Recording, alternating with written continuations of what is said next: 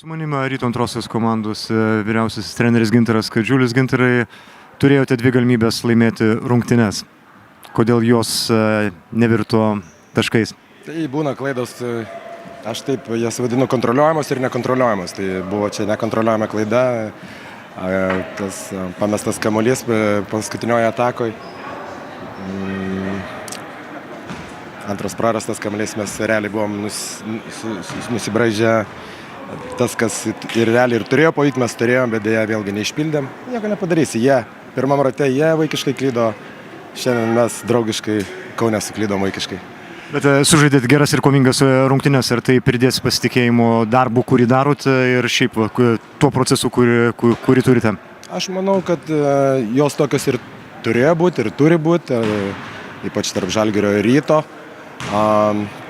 Taip mes kovėmės, bet akivaizdu, kad mes pralaimėm atšokusius kamuolius, kas mums iš tikrųjų labai sunku, kai jie tiek kamuolių kartoja puolime.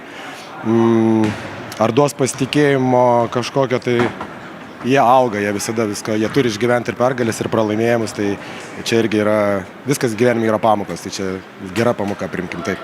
Ačiū labai, Gintarai.